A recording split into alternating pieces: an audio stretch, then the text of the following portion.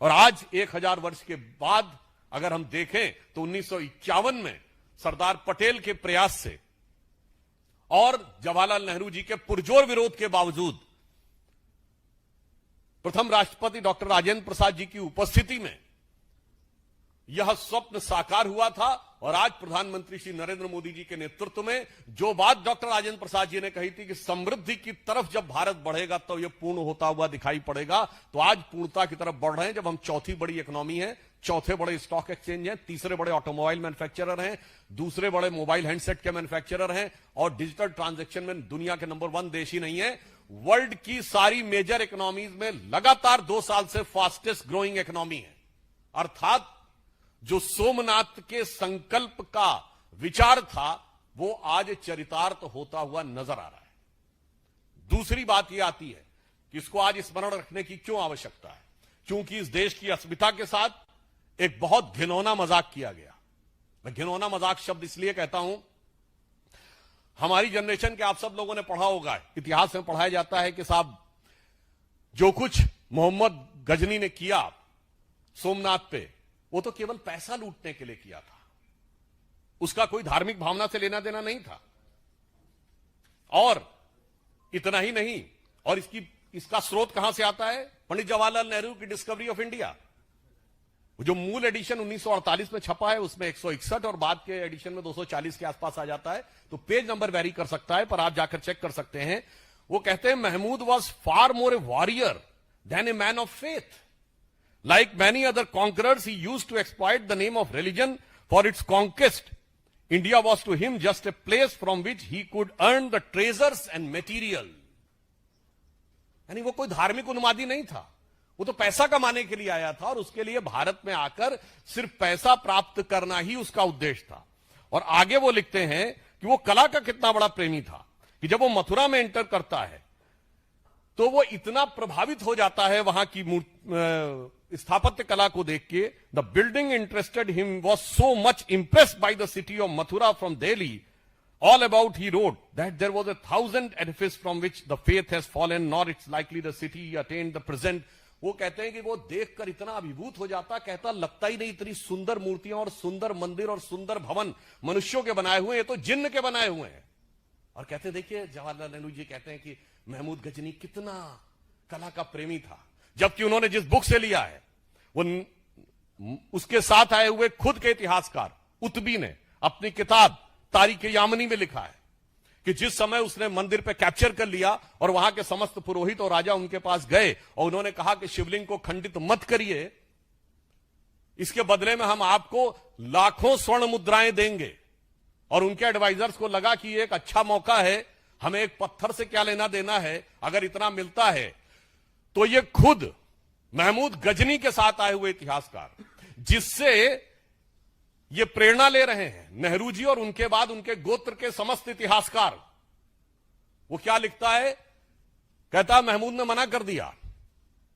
किस लिए मना कर दिया? वो कहता है इसलिए कि मैं चाहता हूं कि कयामत के दिन मैं एक बुत शिकन के रूप में जाना जाऊं, ना कि बुत परस्तों के साथ सौदागरी करने वाले एक गलीच बुत फरोश के रूप में। यानी शुद्ध हिंदी में कह देता हूं, अर्थात मैं चाहता हूं कि कयामत का दिन आए तो मेरी ख्याति हो कि मैंने मूर्ति भंजक के रूप में मेरी ख्याति हो, ना कि मूर्ति पूजकों के साथ सौदागरी व्यापार करने वाले एक नीच इंसान के रूप में। अब बताइए जितने लेफ्टिस्ट और ये सब समझाते हैं ये सारी थ्योरी डिमोलिश्ड जो उसी में लिखी हुई है, मगर इतिहास को कैसा डिस्टॉर्ट किया गया। और सुनिए जो नेहरू जी ने लिखा डिस्कवरी ऑफ इंडिया में, जो कहा गया कि वो बड़ा प्रेमी था, ठीक इसी में इसी किताब में, और ये एन नंबर ऑफ रेफरेंसेस में बहुत लिखा गया है, history of India as told by various historians, इसमें है translation of Tarikul Yamini by of the Mahmud chronicles, उसमें भी लिखा है कि जैसे ही वो मथुरा में देखता पहले तो बड़ा प्रभावित होता, फिर कहता सारे मंदिरों और बिल्डिंगों को नष्ट कर दो। डिस्कवरी ऑफ इंडिया में वो सेंटेंस गायब, और इंटरप्रिटेशन ये कि वो तो बहुत बड़ा कला प्रेमी था। इसलिए आज भारत की अस्मिता के साथ हुए इस आघात और उसके साथ हुए इस घिनौने मजाक को याद रखने की आवश्यकता है। और एक और चीज आपको बताना चाहता हूं, भारत का एक और बहुत बड़ा नुकसान किया गया। वो क्या किया गया? आप सबने फिल्मों में डायलॉग सुना होगा। एक वो पुरानी फिल्म थी 1991 की शायद, जिसमें दिलीप कुमार और राजकुमार दोनों थे, जिसमें उनका हेलीकॉप्टर लैंड कर जाता है तो कहता लो बंदूक मार लो, तो कहता नहीं हम तुम्हें मारेंगे और जरूर मारेंगे, मगर तब जब बंदूक भी हमारी होगी, गोली भी हमारी होगी, इलाका भी हमारा होगा और वक्त भी हमारा होगा। ये डायलॉग सिर्फ फिल्मों में सुना होगा, परंतु ऐसा नहीं है।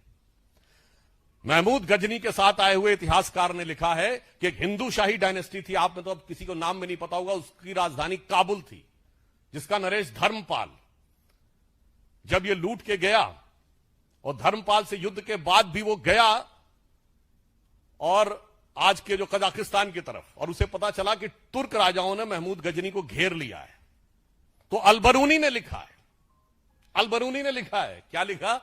उसने कहा जब घेर लिया है तो वो धर्मपाल उसको कहता है कि मैं 2000 घुड़सवार, 10,000 सैनिक और 100 हाथियों के साथ तुम्हारी मदद करने को आने को तैयार हूं, मगर किस लिए?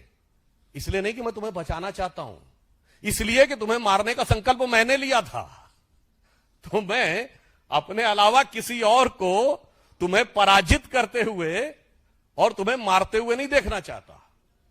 ये वो चीज थी जिसने भारत को बचा के रखा, ना कि एक गाल के बदले दूसरा गाल आगे कर देने के सिद्धांत ने। इसलिए इसी के लिए श्रद्धेय अटल बिहारी वाजपेयी जी ने पूछा था, आज सोमनाथ जो दिखाई पड़ रहा है, माननीय प्रधानमंत्री जी ने जिन भाव की अभिव्यक्ति की है, वो दर्शाता है कि भारतीय संस्कृति की वो जीवनी शक्ति थी, वो संघर्ष शक्ति थी, जिसने दुनिया के सबसे बर्बर आक्रमणों को भी झेल कर अपने को बचा के रखा, जिसके लिए अटल जी ने लिखा था कि दुनिया का इतिहास पूछता रोम कहां, यूनान कहां है, घर घर में शुभ अग्नि जगाता वो उन्नत ईरान कहां है, दीप बुझे पश्चिमी जगत के छाया जब बर्बर अंधियारा, तभी चीर कर तम की छाती चमका हिंदुस्तान हमारा। और वो जो चमक थी उसकी अभिव्यक्ति सोमनाथ के प्रथम ज्योतिर्लिंग में दिखाई पड़ती थी। मगर अफसोस 1835 में मैकॉले ने जो विष हमारे दिमागों में भरना शुरू किया, 2035 में प्रधानमंत्री जी ने कहा उस विष से मुक्त करनी है, उस विष का बहुत बड़ी विष बेल को काटने का प्रतीक सोमनाथ का मंदिर था। अब आप कहेंगे साहब बहुत इतिहास की बात हो गई, आज के कॉन्टेक्स्ट में क्या है? तो यह भी मैं बताना चाहता हूं, आप सभी लोग, विपक्ष के लोग बहुत बोले थे कि डोनाल्ड ट्रंप ने ऑपरेशन सिंदूर के बाद भारत पाकिस्तान की मध्यस्थता की बात कही थी और इसको लेकर हमारे विरोधी बहुत उछल उछल के बोल रहे थे। तो 11 मई 2025 को डोनाल्ड ट्रंप ने यह भी बोला था कि 1000 ईयर से इंडिया और पाकिस्तान के बीच की लड़ाई है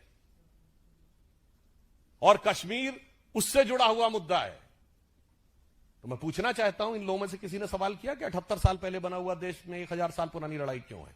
ये वही 1000 साल की लड़ाई है जिसका 1000 साल आपको दिखाई पड़ रहा है। और ये मैं केवल अपने मन से नहीं कह रहा हूं, पूछिए पाकिस्तान की सरफेस टू एयर मिसाइल का नाम क्या है? Ghazni. Air to air missile का नाम बाबर, दूसरी मिसाइल का नाम गौरी। इसलिए जो इस देश में बैठकर मैकाले के मानस पुत्र और मार्क्स के मानस पुत्र, यानी जिनके दिमाग में एम फैक्टर बहुत घुस गया है, the Macaulay factor of 19th century and the Marxist factor of 20th century, और कुछ और भी आप लोग सोच रहे होंगे, तो आपकी बुद्धिमत्ता पे मुझे पूर्ण विश्वास है, तो उसका उत्तर भी एम फैक्टर ही है, यानी मोदी फैक्टर। जो मोदी जी ने आज इस विषय पे अपने विचारों की अभिव्यक्ति की है, राष्ट्र को उसे समझने की आवश्यकता है। और इसलिए मैं कहना चाहूंगा, प्रधानमंत्री जी ने यह बात कही है कि यह अमृत काल है 22 वर्ष का, और 22 वर्ष बचे हैं उसमें, 25 वर्ष का, और यह वो आधार बनाएगा जो 1000 साल तक भारत का मार्ग प्रशस्त करेगा। मगर उसके साथ साथ उन षड्यंत्रों, धूर्तताओं और कष्टों को भी याद रखने की जरूरत है जो हजारों साल से भारत पे हुए हैं। जो लोग ये कहते हैं कि मुगल आक्रमणकारियों के दौर में भारत में क्या क्या हुआ, तो उनके मैं बहुत डिटेल में नहीं जाना चाहता, सिर्फ इतना बता देना चाहता हूं कि एंगस, जो प्रोफेसर आरजी रमल ने डिवो साइट बनाई है, जिन्होंने वर्ल्ड की हिस्ट्री का पूरा किया है, कब कब कितने लोग मारे गए, उसमें तुगलक के दौर में कितने मारे गए, खिलजी के दौर में कितने लाख मारे गए, मुगल के दौर में कितने मारे गए, कुल मिलाकर उन्होंने 60 मिलियन से 80 मिलियन लोगों के मैसेकर की बात कही है। विल डूरांड ने हिस्ट्री ऑफ सिविलाइजेशन में लिखा है, the Muslim conquest of India was not one of the bloodiest, he said was the deadliest. Colonel James Tod ने लिखा है annals and antiquities of Pakistan of Rajasthan में कि जब अकबर ने कैप्चर किया तो उसने 2980 किलोज के जनेऊ तोले, 2980 किलोज। आप सोच सकते हैं कि कितना था। ये किसने लिखा? फॉरेनर्स ने। इसलिए मैं कहना चाहता हूं, मजाक मत उड़ाइए। ये देश उसके बाद भी आज जीवित है, स्वतंत्र हुआ और उसके बाद प्रखरता के साथ आगे बढ़ रहा है अपनी उस शक्ति के कारण, जिसे समझिए और आश्वस्त रहिए कि आज जब पूरी दुनिया लड़ाई लड़ने में लगी हुई है, मैं देशों का नाम नहीं ले रहा हूं, सब एक दूसरे को के ऊपर आक्रमण करने और आधिपत्य में लगे हैं, उसमें यदि भारत का राइज हो रहा है तो इन मूल्यों को स्थापित करने के लिए हो रहा है, जो विध्वंस और हिंसा के खिलाफ होगा। India is all set to rise, not to dominate the world but to motivate the world. और उसका मूल आधार वह हिंदू संस्कृति, हिंदू सभ्यता है, जिसे कलंकित करने का प्रयास और उसके ऊपर हुए इतिहास के सबसे घनघोर नरसंहार, विल डूरांड ने जो कहा है, उसको छुपाने ही नहीं, नरसंहार करने वालों को महिमा मंडित करने के इस दुष्चक्र और षड्यंत्र को समझने की जरूरत है। और भारत क्या सोचेगा, जो प्रधानमंत्री जी ने कहा कि अगले 1000 साल तक, तो अटल जी की इस पंक्ति से समाप्त करता हूं, जो उनकी बड़ी प्रसिद्ध कविता थी, हिंदू तन मन हिंदू जीवन रग रग हिंदू मेरा परिचय। तो उसका जो अंतिम छंद है कि होकर स्वतंत्र मैंने कब चाहा मैं कर लूं जग को गुलाम, मैंने तो सदा सिखाया है करना अपने मन को गुलाम। गोपाल राम के नामों पर कब मैंने अत्याचार किया, कब दुनिया को हिंदू करने घर घर में नरसंहार किया, कोई बतलाए काबुल में जाकर कितनी मस्जिद तोड़ी, भूभाग नहीं शत शत मानव के हृदय जीतने का निश्चय, हिंदू तन मन हिंदू जीवन रग रग हिंदू मेरा परिचय।